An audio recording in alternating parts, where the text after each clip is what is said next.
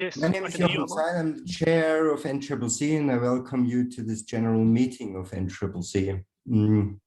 We've got two presentations today. The first by ACT Health about the latest round of consultation on the hospital master plan, and the second by JW Land about the Braddon Place development. So, who is there from ACT Health? It's David Jones. I'm just trying to get my camera to work from ACT Health. So I'm here with a couple of colleagues who. David, I think you need to unmute. Oh, we're a bit quiet. Hear you, David. Yep, no, I can hear you. Yeah, I can hear him as well. Can you hear me now, Jochen? No. Can others hear me? You. I can hear him. Seems like everyone else can hear me. Yeah, I can hear you. Perhaps maybe just drop off and rejoin. Okay, no, it's good. It's good. Fantastic. So thank you for the introduction. We're ready to go. I've got a couple of colleagues here who will be helping me. They'll be taking some notes if we have any questions, and we're also able to take some questions from the council after. If you're ready for me to start, Jochen, we can share that presentation now. Yes, okay, please, great. David. Go ahead. So Phil, I might get you to help share the presentation, please.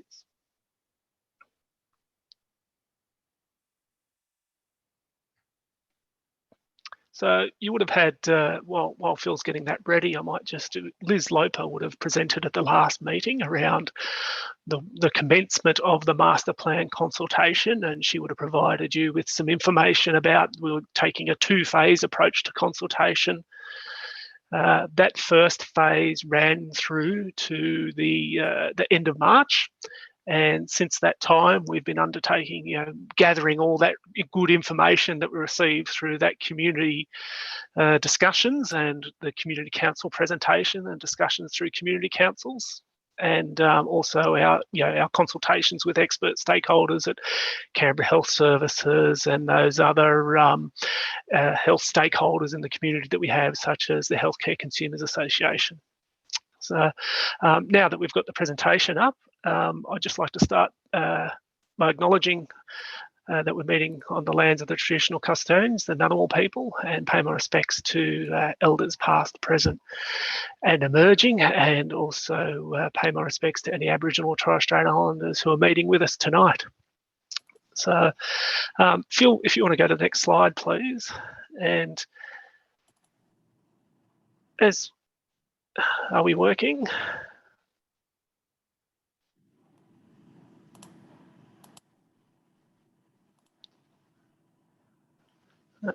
Can you see that progress, David? No, it's not progressing in my screen, unfortunately. So are other people seeing that? No. Or they're only seeing the front blue screen? Front blue screen. All right, let's leave it at that, and I'll keep talking. Let's not try and waste everyone's time. So as I mentioned, we've got a two-phase process with our consultation, looking to have a master plan developed and delivered to government by the middle of this year.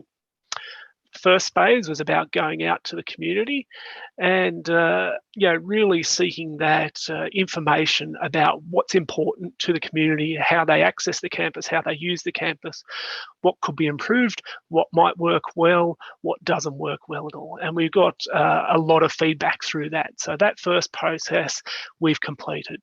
We're just about to start the second phase, and we're kind of in this funny period where we're coming to you with kind of an update, but not that next stage of consultation, if you like. So this is about the things that we've achieved over this first phase of consultation, and then very soon we'll actually be coming out with some more guidance, a new Your Say page, and options which we'll share with the council and ask you to share with your members.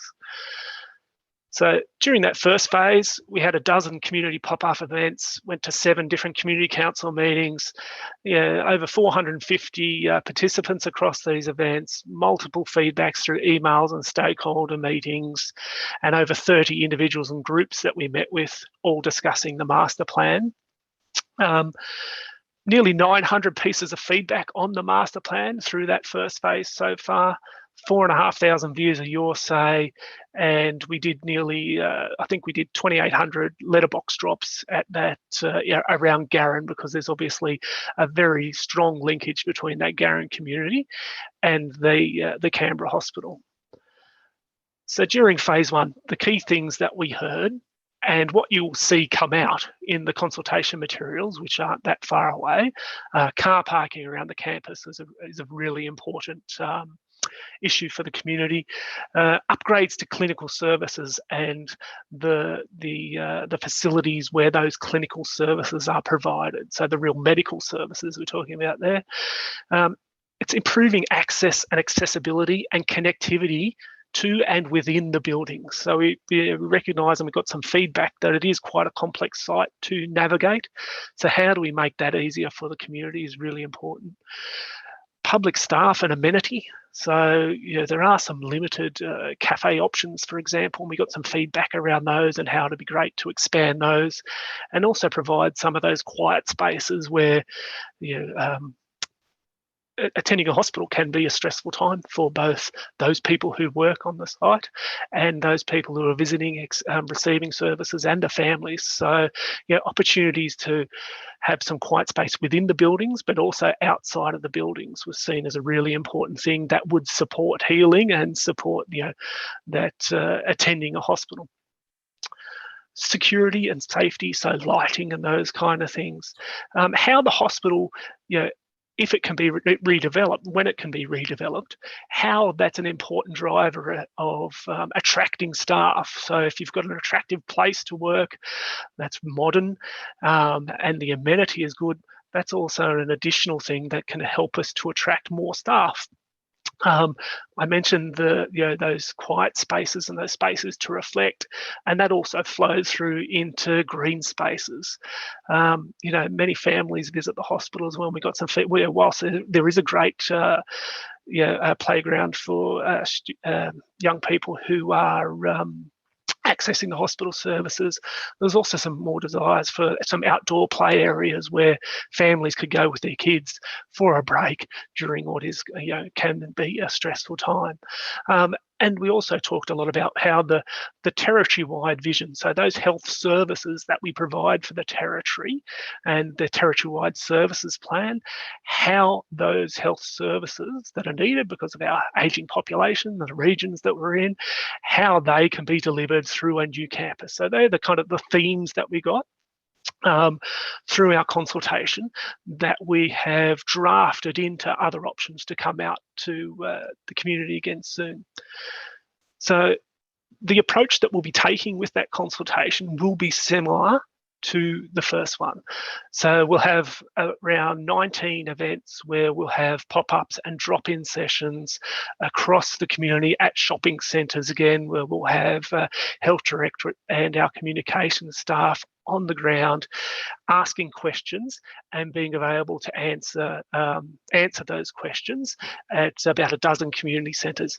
We'll be going to every community council again and providing that detail. So this is the first step with your community council, and we'll have another option if you like. We'll feed that options report through to you and see if you'd like us to come back and have some discussion around the specific options that we'll be developing and releasing as well. We'll also be using our, the government tool, which is Your Say, which is a fantastic, we've had some fantastic use of during this first phase of consultation. And that feedback on those options that we've developed and will be coming out to you, that will inform the final master plan, which we look to take to government in the middle of this year. So one of the things that you'll see in there with that is how the open space on the campus, for example, although I haven't got drawings and things to share with you at the moment, you'll see how open space in the campus might be a little bit different, how you can access the campus through car parks and buildings, and active travel, and how it might link to Woden through public transport links, the accessibility and connectivity of the buildings, and any other issues, similar to that first phase of consultation that we went through. If you see something in here that's good, works, doesn't work from your perspective, or you've seen something done better somewhere else, or another option might be done somewhere else at another hospital, we're really keen to hear about that as well. We will, through that Your Say page, which we'll be releasing, and we'll send that pack out through to the council as well, we'll have all the details for our pop-up locations. We're at libraries and at shopping centres across all the main centres across Canberra. We'll also have that Your Say page, as I mentioned, and we also have an email which you can link through to from the Your Say page as well, which is Canberra Hospital Master Plan, all one word, at act.gov.au. So as I mentioned, we're kind of like in this little awkward phase just before we come back out to the community with more detail around what some of the options are that responded to that first phase of consultation. When that comes out, there'll be about a 6-week period where we'll be going out and having all those meetings, having those discussions with the community, attending all those pop-ups, and we'll have that Your Say page open for. And after that time, we'll again be collating all that information, which builds upon that first phase of consultation to come up with a preferred options available for that master planning for the campus. So thank you for your time for me to be able to give that short update. We will come out to you with some more interesting documents and options for that campus, but we're also able to take a few questions now if you wanted to feed in some more information to the master planning process now. Jochen, I'll open that up to you on how you might want to manage that. Thanks heaps, David. Thank you. Does anybody have a question? Because I have one. So while you're still thinking or unmuting, with all that feedback now and the things you briefly outlined, is this campus not slowly getting too small? I think what we're finding through the master planning process is that there is many, many years of life left and redevelopment of this campus. Because one of the important things for us is looking at when you do this master planning exercise, it's understanding from everyone what they want from it, from that broader community, plus the experts who use it every day to deliver those clinical health services. And we're also looking at it with that lens of how old are the buildings that are on this site now? What's the usable life left for those? So if that building changes to this, what does that look like? So we have some really quite low level of kind of buildings. So if you do a 2 or 3, well, that changes the options and the availability of space over time. So we think through the options that you'll see that there is a really long lifespan for the campus to be able to develop on site and do that in a way that lets us continue to deliver those health services and have the most minimal amount of disruption to any health services with that development over time. So we're quite confident that that campus can keep going for a long time, longer than the 20-year period that this master plan focuses on the two. But thank you. Any other questions? Marianne? Yes, and I do apologise for coming in late, and you may have already covered this, so again, my apologies. Given the fact that quite a number of very, very knowledgeable people have indicated that COVID-19 is just but one of a wave that we can anticipate in the next few decades, and who knows where we're going to be then, possibly all cooked to a crisp. But I'm just wondering, in your master planning, are you actually planning for being able to build, I think, are they called negative, I can't think what the right term is for. I understand what you're getting at. Yes. Yeah. It requires a very special administrative practices as well as particular technology, doesn't it, in the way that buildings actually, or the rooms are actually created or built? Yeah, so what you'll see in the master plan is the options that we come out with for that next consultation is it'll say, in this site, we think this kind of thing could be delivered here. Certainly as we build those things, so for example, if a new building was required here that needed to deliver medical services on that part of the campus, we'd go through your traditional, very focused consultation on that thing and the discussions with community around the special types of services and the way that we build that thing in particular. So yes, the master plan provides space to be able to do those things, and if you like, and provides that in a way that stages it, as I mentioned, to have the least disruption on clinical services that you can have. So yes, we are providing the space to be able to do that, and Canberra Health Services in their development certainly is thinking about those things. So, for example, when we originally started this master planning process, late 2019, we started thinking about it. We're about to come out at the start of 2020, then we had that COVID response. One of the things that you look at through that master planning and changing that public realm is how you can get more people to be involved in the public realm and accessing it and wanting to actually go there and use it. And then COVID brought very much to our attention, well, you know what? First and foremost, this is a clinical facility, and while the public realm certainly has to support those people who need to attend it as a clinical facility, it's not necessarily that attractive that traditional architecture and traditional master plans try to develop into those public things. So certainly those things that you're talking about are at the front of our thinking. Thanks, Marianne. And one more quick part of that, and actually, are you building for increasing temperatures, ambient temperatures? So again, that fits with that. So what we're designing is we're delivering the space through a master plan and options for the delivery of new buildings as they're required. And certainly that's some of the experience that we had through the bushfires, for example, is how do you design buildings to consider temperatures and smoke and those kind of things. So so all of that kind of planning is involved in the specific design and delivery of a specific building. Thank you. Thank you. Any other questions? Well, then thanks, David, for that update. And we keep our ears and eyes out for the next when we go live, we'll send through a link to Jochen. If you can share that to the Community Council, that'd be fabulous. Yeah. Thank you very much. Thank you. Thanks for having me. Thanks for having the team. Good night. Good night. So our next presentation is about the Braddon Place development by JW Land. Who's there to talk about this? Yes, that's us here. Ah, can you hear us? Cox. Yeah. Not LW Land. Why do you confuse us always? Oh, my apologies. So who are you? So my name's Hugh Cowan from Cox Architecture.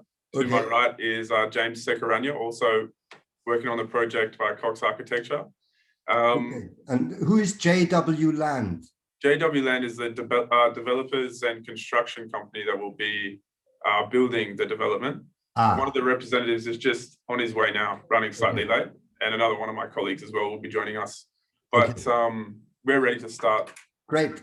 Whenever you... Yeah, do. Cool. Let's do it. I'll just share my screen for you.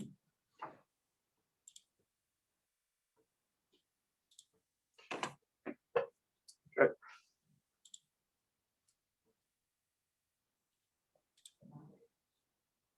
Great. Cool. So I'd also, first of all, I'd like to pay respect to Aboriginal custodians and elders past, present and future. And then let us begin. So here is the site on which the proposed development is to be situated. A couple of my colleagues have just walked in. Nigroho Tomo from Cox Architecture and Michael Prendergast from JW Land. Hey. We were on at 7:30.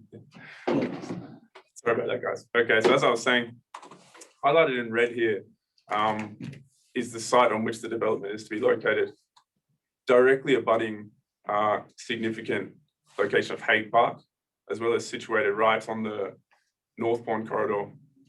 Quite a significant site because it sits on the crux between developing city, Braddon, a suburb that is developing quite rapidly as well, developing a higher density, and so is Turner and Ainsley.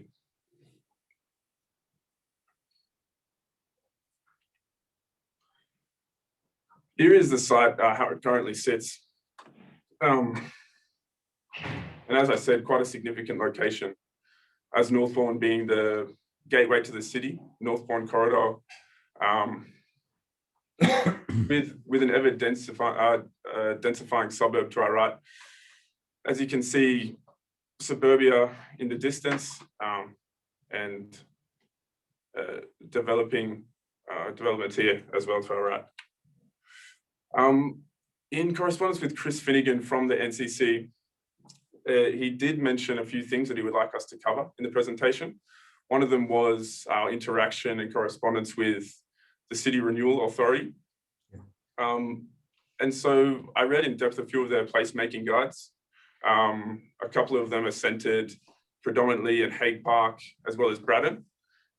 And we used a lot of the information that they mentioned in regards to how we design the development and what our intentions are for how it to eventuate. One of the main things that they mentioned was for a place to develop, and for example, for Hague Park to develop as a great place, one of the most important things is for more people to be there. Hague Park, as we might know, can sometimes be a dark, somewhat dangerous place at nighttime. With the development that we're proposing, perhaps more people will be there at nighttime, especially added passive surveillance, and the place can develop itself. A few of the things we looked at in regards to this were economic benefits, environmental benefits, cultural benefits, and social significance of the proposed development.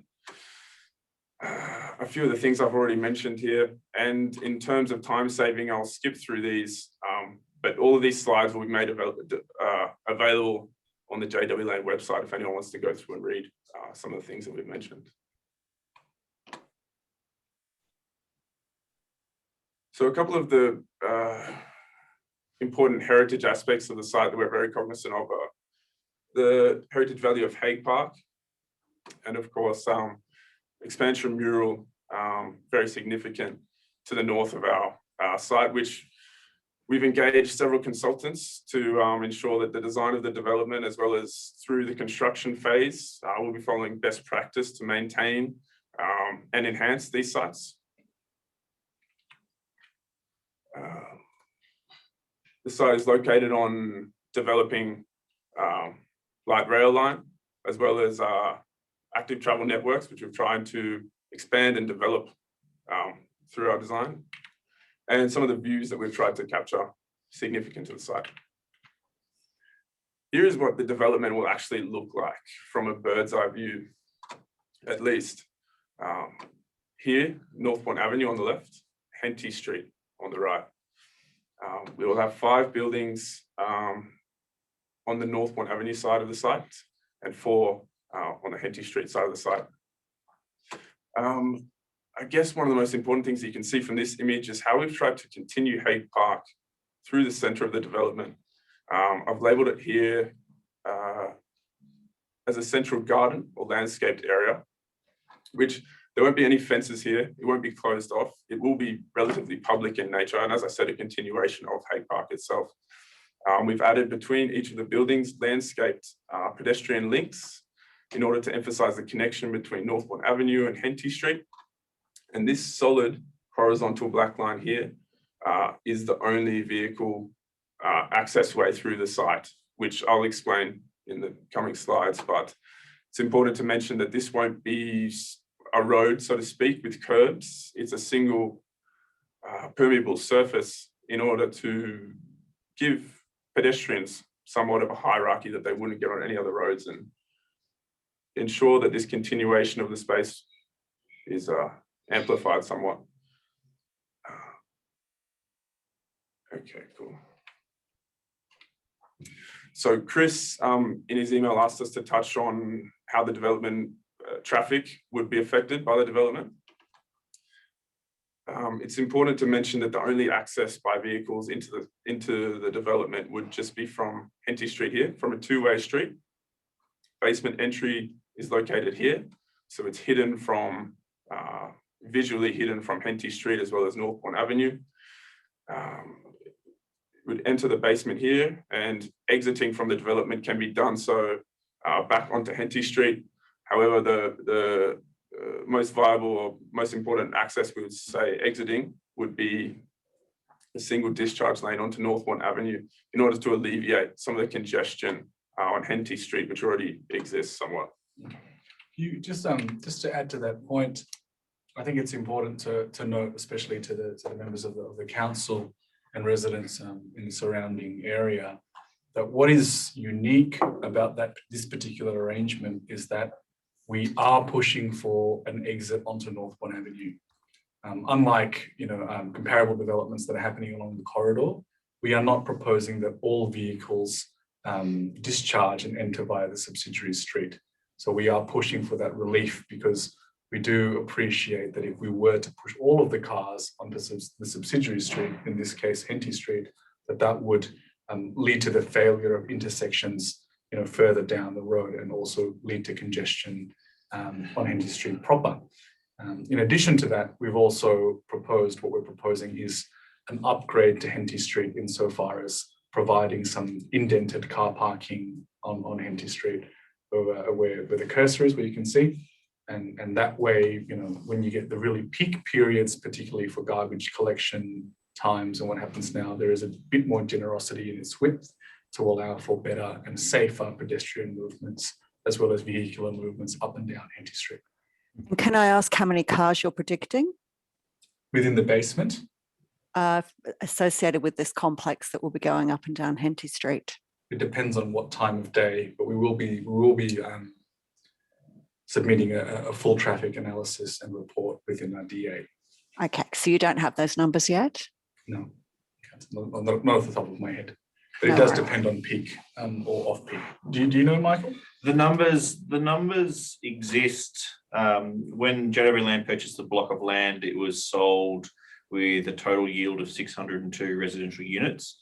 That was modelled by the government for impact on the adjoining streets. We're proposing to deliver 602 units, so it'll be identical or exactly the same as what was modelled by the government previously for the site. Cool. No problem. Let's move on. So now I'll touch on the inner garden and landscaped area, which I mentioned earlier. A few of these images prepared by our landscape designer represent the type of atmosphere imagery we want to create on the exterior of the site, and the interior of the site with these images. As mentioned, below this will be a basement. So most of the planting will exist raised in planters, but with sufficient soil for significant trees to grow and therefore produce a substantial canopy across the site.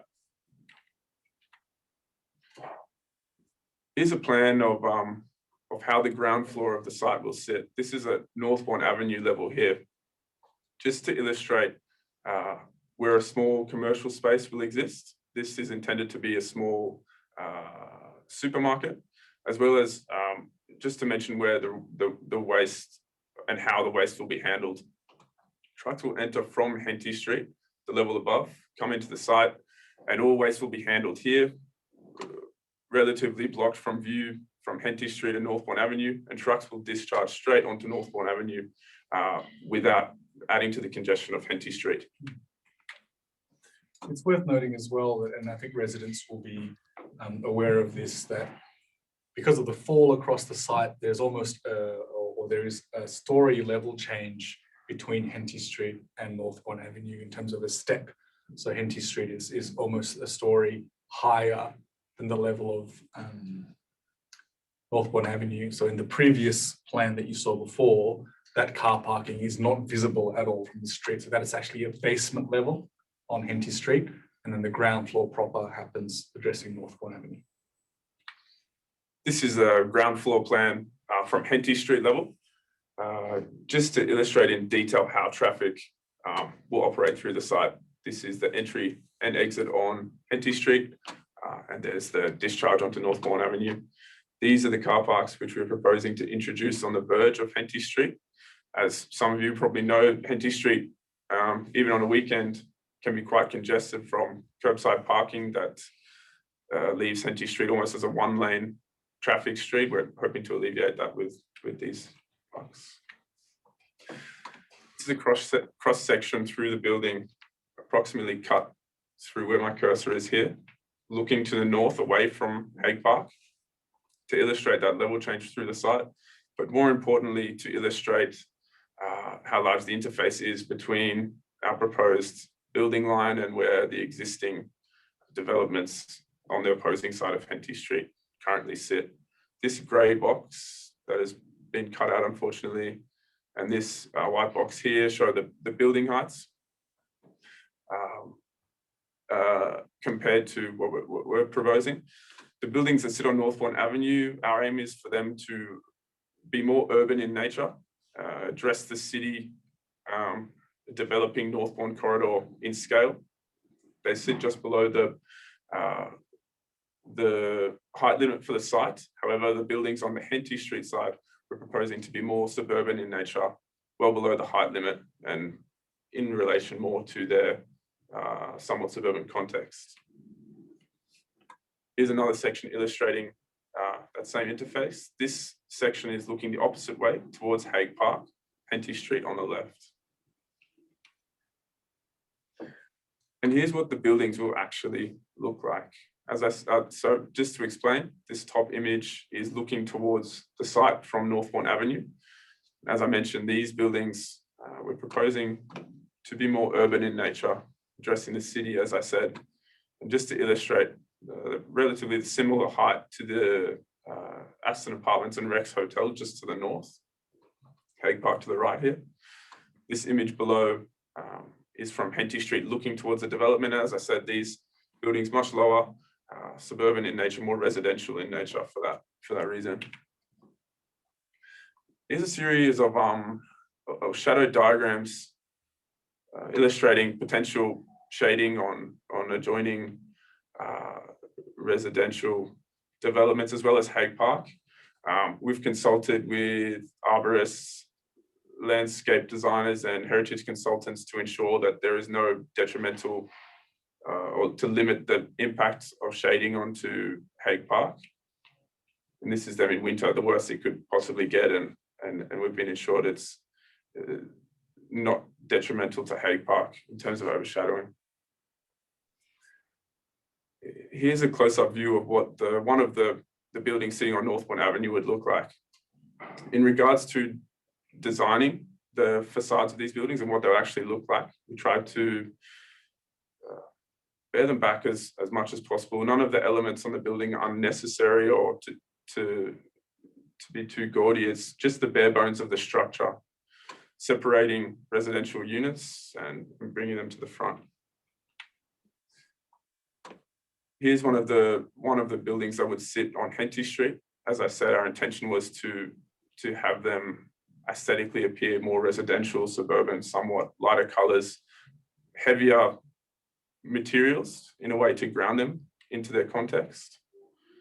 You might notice it's quite small in this image, but the red brick, this would be a common theme across the whole development around courtyard walls, just at the ground level, as a nod to perhaps Canberra's heritage of red brick, in order to tie all the different building types together.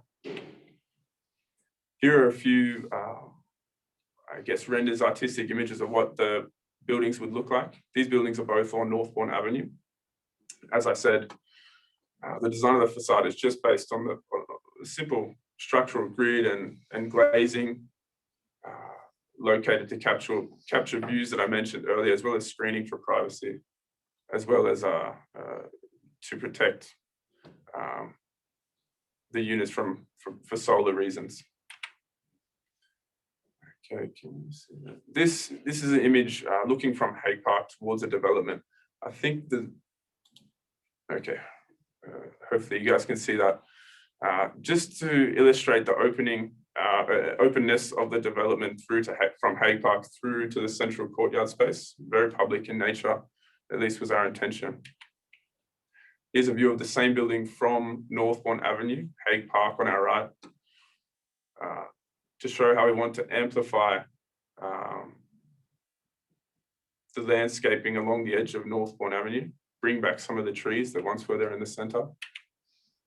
And here is an image of another building facing Northbourne, just with an indication of the type of materials that we'll be using. And again, the facades is our intention. I think it's worth noting as well that what we're trying to achieve in terms of beyond the aesthetics of the building, but pragmatically speaking, on the lower levels in particular, what we're proposing is a solid balustrade to balconies, such that visibility from the street level in particular is concealed. So, things like, very pragmatic things like clotheslines, or if somebody has, a small bench press on the balcony, that's concealed at the lower levels and wouldn't add to the visual clutter that you would otherwise get if the balusters were transparent.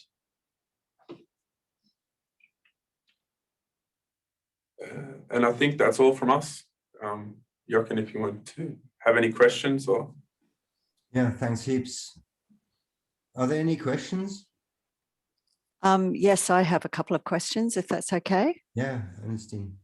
I will say at the outset that I'm here representing the Braddon residents group, the Braddon Collective. Mm-hmm. My first question is, I understand you consulted with the design review panel back in November 2020. There are new pre-DA consultation guidelines that came out at the beginning of this year, and I understand that the views of the DRP should be shared with the community, and I was just wondering if you could speak to that at all. Perhaps, Michael, you might be able to let us know a little bit more about the views of the DRP. Thank you, Esleen. We have consulted with the DRP on a total of 3 occasions. Our correspondence from the DRP back to the proponent and our responses will be included within the development application itself. So that'll all become publicly available when the application's lodged. Okay, but I understand out of the new pre-DA regulations that you are to share that with the community prior to the DA being released? If you want it shared prior to, we can. I mean, you can't object to a development application until it's been lodged, but we can share it with you if you insist. Oh, that'd be wonderful. So I'm part of the Braddon Collective, if you're able to share that with the Braddon Collective. Certainly. Yeah, that would be in general quite interesting to us, because some of these design principles would be interesting for us to understand what the discussions are, what the concerns are, and how you arrive at the designs we see along Northbourne Avenue. So in that sense, it would be very interesting for us to see that too. Definitely. Certainly. Sorry, it's McGroho here from Cox Architecture. The question in return I have back for the council and for the collective from Braddon is, I just need to double check, Michael, is that feedback and commentary, is that ours to share, or is this something that the DRP needs to share with the community, insofar as that they are the government agency that are publishing the material? Well, I don't know if you're aware, but back in January 2021, the pre-DA guidelines put out by the ACT government have changed. And as part of that, the DRP's comments must be presented to the community during the consultation. So I've actually read that directly from the guidelines, and I was part of the pre-DA consultation, and there was no indication of what the DRP's views were during that consultation. Okay, not a problem. Well, if that's the case, we have, regardless if it's owned by the ACT government or not, we have no problem with sharing their comments with you. That would be nice. And at the risk of taking over, I have a second question about the impact of the development on the heritage values of Hague Park. I think, as everyone can see, there's going to be a 9-storey building directly on the boundary with Hague Park, and I just am interested in how these heritage values will be protected, and particularly how the trees, which are protected trees, are going to be preserved during construction. I understand a 2-metre wide protection zone has to be in place around the trees, and I didn't quite see that on the plans that you presented previously. It is. Hugh, can you just explain how far the building's set back from the boundary? Yes, I can. So thank you. You had a particular image with the path in there? Yeah, the one you've just flipped past, the one before that. So I think people Could you show the photo or the photo image that has the path in it, please? It was 3 slides ago. Previous to this? Or? Yeah, the one prior to that, one before that. It's the render. And again, other direction. Other direction, okay. Yeah. Just on this one. I think people will be familiar with the sort of very derelict path that runs between the park and the block of land at the moment. Is this the one you're talking Next about? next one. One more. That one. So currently that path, no, you've gone past it again. Okay, I think we have a delay, sorry about that. That one. Yeah. So currently I think people will be familiar with that path that runs down the side of Hague Park. It's quite a derelict path at the moment. And there are significant trees that overhang that path and overhang the block. And I just wanted to get a sense of how these trees will be protected. They are heritage listed trees, and how a 9-story building fits with the heritage values of the park. We are required to upgrade that path as a requirement of the sale from purchasing the land off the ACT government. We have also had a certified 5 arborists undertake an assessment of all the trees within the park adjacent to the site and the impact that any overshadowing would have on them. That report has then been sent to a heritage consultant to analyse and refer back to the heritage significant elements within the listing of the park. Once again, it's a document that's submitted as part of the development application. We're more than happy to share it prior to, because as I said, we're trying to be as transparent as possible with the development, and it's going to become available at a point in time anyway. Okay, well, I won't take over anymore, even though I have lots of questions, but I think Pedal Power had a question in the chat there. Yeah, Steve, I'm from Pedal Power here. Pedal Power did a submission on the whole development of Northbourne Avenue a couple of years ago, and one of the issues we picked up was how the interface between traffic coming onto Northbourne Avenue through cycle lanes would occur. And looking at your plan, if you're pushing all the traffic out either to Henty Street or Northbourne through one location each, we're just wondering in peak hour of the morning, how are you going to manage it? Because the problem you'll have is cars trying to stop in the middle of the bike lane so that they can wait for a gap in the traffic. And I'm just wondering what management techniques are going to be used to try and avoid problems between cars and bikes. It'll probably have a problem on pedestrians on Henty Street, I think, but more on bikes on Northbourne Avenue. This is, yeah, this is something that we've discussed with the ACT government. Obviously, once it steps over our boundary, we are heavily regulated by the ACT government's design standards in terms of what happens within the verge and what needs to happen to it from an Australian standard perspective. We have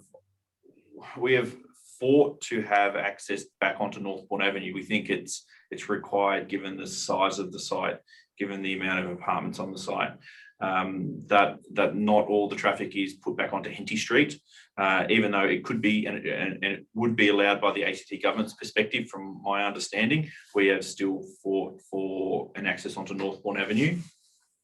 Confident are you?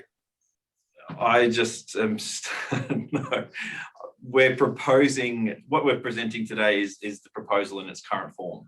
Obviously, it still needs to go in. We've had initial conversations with the ACT government, and I don't think they'd be disappointed for me to say that they supported what we were proposing, noting that it still needs to go through a thorough assessment. It was just an initial presentation from the. I come back to my question: how are you going to manage it? Say you've got 50 cars trying to get out of that apartment, all onto Northbourne. They're all backed up behind each other. There's a row of bikes coming along Northbourne Avenue, and you can see a gap in the traffic and there's a damn bike coming. So I'm just going to push my nose out to stop the bike. I'm just wondering how you're going to stop, or how you're going to have an effective traffic management so that you can have cars entering and cycles still able to ride along Northbourne Avenue. I can only speak from my perspective, and when I approach a major road that has a bike lane in front of it, I always wait. I think that every resident would understand and note that there is a bike lane on Northbourne Avenue as they exit the site. We are aware that obviously there is 602 units proposed on this site. We also have the understanding and the belief based on our projects in the past that we never see 50 cars leaving a basement at a single time. In a scenario like this, in a location where we are here, so central to Canberra, we would expect that the majority of the people would either be riding or walking. Obviously, we will be providing car parking spaces based on the number of apartments, but I think in reality that you would not see 50 cars, let alone 10 cars leave this site at a time in peak hour. Can I have a couple of questions? Just following on that bike discussion. Do you have bike parking facilities in your inner space there? Yes, Yes, okay. correct. Okay. Yeah, we have 50 bike parking stations within the garden, as well as there's one per unit as well in the basement. Okay. Now, a couple of other questions. One is really tough probably for you. This is an ideal site for affordable living. Is there any attempt to have affordable housing in there? Can I answer that one, Mike? Yeah. Yes, there is. In fact, there is an obligation to deliver 90 affordable dwellings. So we are delivering guaranteed the project will have 90 affordable dwellings contained within the development. Further to that, I'd like to ask a return question for you, Jochen, just in terms of why you think that this is ideal for affordable dwellings compared to other sites around the Canberra. Well, it's close to public transport. It's close to the city with employment and the offices of important government institutions and so on. So in that sense, and it has green space, which is increasingly important, for instance, for single parents and whatever, for Definitely. kids. And so also your inner courtyard seems to be a place where I don't know whether you envisage that this is actually a safe place for kids, for instance. 100%, definitely. And old people. Yeah. Oh, in fact, I'm really happy you said that, because we agree with all of those principles. It's just that in my experience, sometimes people, certain communities have aversions to affordable housing, and I'm reassured and pleasantly, I'm reassured that the North Canberra Community Council is supportive of providing that within their area. Excellent. Yeah, good. Now, I have a last question, and maybe we need your top-down view of this open space between the houses. So do you see this as more a private space for the inhabitants of your development? Or do you see it as a public space that extends the sort of Braddon area? Do you try to draw in people from outside, like you said there somewhere there would be a supermarket, for instance. Is that Correct. something you see as a facility for the vicinity of your development, or do you see it as a draw card from Braddon further south? The exceptional question, I suppose. Firstly, the entire site, albeit the building or privatised courtyard, is publicly accessible. So there is a requirement from the ACT government that it's not fenced off, it's not an enclave. It is as permeable as possible, which is what this diagram quite clearly shows. So corporate can't change that in the future? Yeah, correct. So we've been talking to the ACT government about how this is going to be restricted and regulated, and we're talking about them at the moment to be proposing easements across the site that makes it permanently publicly accessible. So is there anything that draws people into that space? Like, is there commercial space in the bottom? There is, and and the second point to answer your initial question was when we started going through and we commenced off the community engagement with the team here and other consultants, and we spoke to a lot of people along Henty Street. They were obviously the major sector of the area that were consulting with us at the time. We were asking them what they wanted to see within the development. We asked them what's missing. We asked them what they like about living in the area and what they wanted to see specifically in here. And whilst we couldn't always get people to agree on a specific thing when we questioned them, but a lot of the people said that they wanted a residential character along Henty Street, but also have the ability to have, you know, a commercial shop up there or a little corner store, and you know, a coffee shop, for example, was quite a lot, and parking was obviously another thing which we've implemented in the project based on what we heard from the people. So I think, yes, whilst there is a proposed commercial facility within the development, it's needed purely based on the size of the site itself. I don't think it would overbear the site in all. It's quite small in the scheme of things, but also the draw card and why people would be drawn into it is that if there is a safe, open environment with the use of public art, landscape, what the architects quite often talk to us about is the passive surveillance that comes about with having, you know, 2, 3, 4, 5, 6, 9 buildings, and that regardless if you're there by yourself at night, you are always going to feel safe because there is always a lot of people, you know, the passive surveillance. So I think the way that the site's been designed, how it opens up the use of materials and the use of landscaping and public art, people will naturally be drawn to it. I think if you're walking up from Lonsdale Street or Mort Street, and you can walk along Henty Street or one of the other streets, you'll probably choose to walk down this one because it will be well lit and it will be designed to be a safe, pedestrian-friendly environment. So, and what about playgrounds for old people and young people? Sorry, I didn't understand. Playground. Look, how much time do we have? When we go through the consultation and we talk about things like this, you know, I think a playground is about as contentious as a public toilet. Some people want a public toilet because they want that amenity. Some people don't want a public toilet because what the potential perception of it.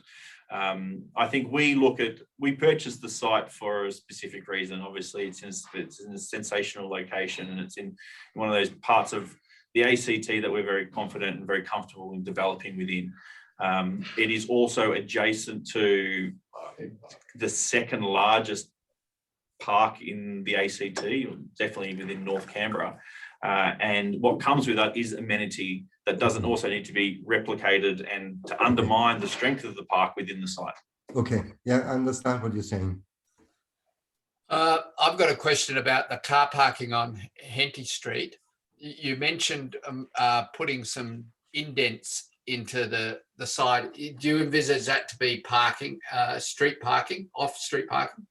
Yes, correct. I mean, if you go down, I'll answer the first part and I'll hand over to you, Noogie. If you drive down that street at the moment, or if you walk down that street at any point in time, there's always cars parked on it, and it's practically a one-way street. Obviously, that's not desirable in a cul-de-sac, let alone a through road like Henty Street. So, speaking to the community, and obviously for amenity for the future residents and the existing residents, removing that parking, putting it into, I suppose, the other side of the curb where it currently resides, we're proposing to move that parking out to make that street actually function like a two-way street as it's designed. Well, that can happen by just removing the parking, putting no parking along there, I guess. No. We're putting parking there. No, he's saying it's the same as you know, you could just remove that by putting no parking signs up. You could, but I think you would reduce the amenity. Yeah, I think it comes down to an amenity. Technically, it's still Well, it's just that will be an active travel route as well. That's, as I understand it, for bicycles and stuff. So that's not going to be as easy for bicycles to negotiate. That's correct. That's correct, Neil, and hence why the arrangement of the car parking there is parallel and not nose-in, not perpendicular parking. We have actually taken that into consideration in terms of the safety of the active travel network that's running along Henty Street.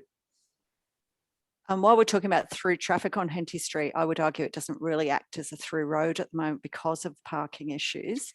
How do you intend to manage the intersection between Henty Street and Torrens Street, which is currently a very dangerous junction? And if you're adding cars into this mix, is there any sense of upgrading that intersection?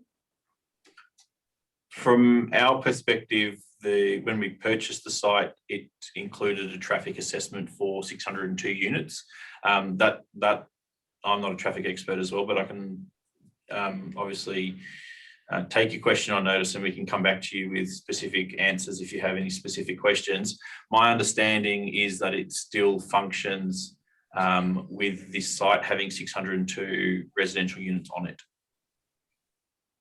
Okay. I'll just mention that as I go through that intersection every day, but okay. No, I understand.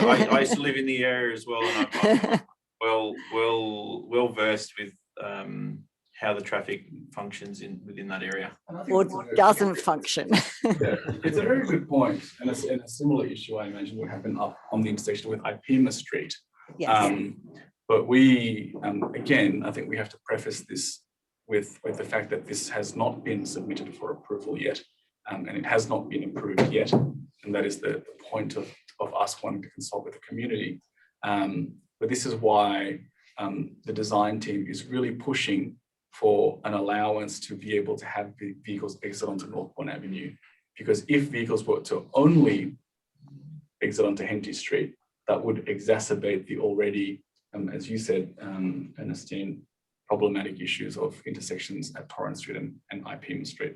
Yeah, and I will recognise also, because I've followed this since the beginning, that you obviously have taken on board some of the feedback you've received, because the design has changed since I last saw it, and it does seem to incorporate some of the queries that were raised earlier on in the consultation process. Thank you. Yours and the design review panel's comments have been incorporated into the design that you're being presented tonight.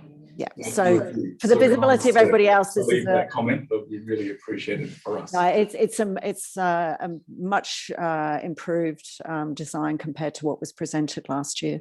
Thank you. Thank you. Okay, folks, thanks. Simon, you need to unmute. Yes, I have unmuted. Yep.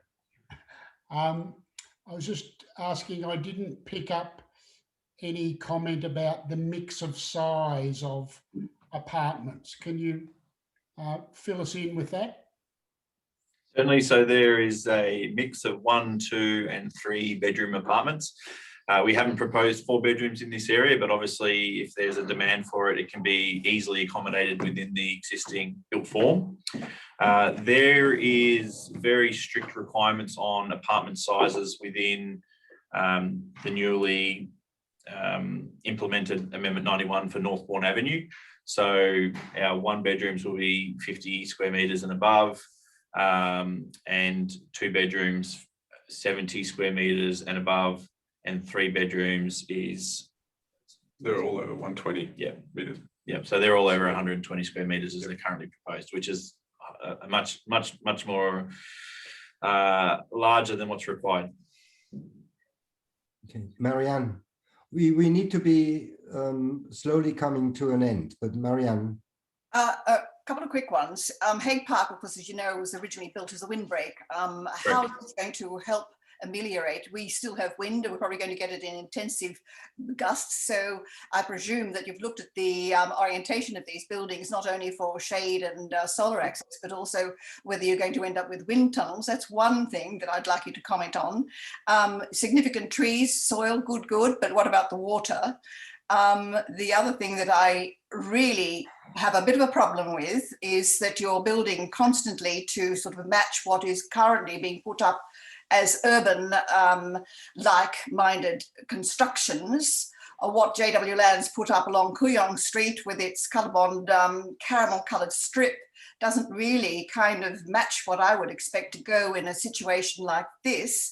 I guess I yearn for something a bit of character. No, I'm not going to sort of rattle out, but I will. Seidler, John Andrews, Taglietti, Boyd.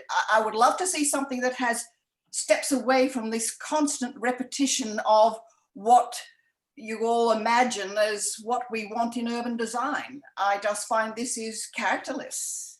Mariana, I just want to start off before I hand it over to the architects that I've missed engaging with you through this engagement process. And I know we spent many hours discussing Founders Lane and that band.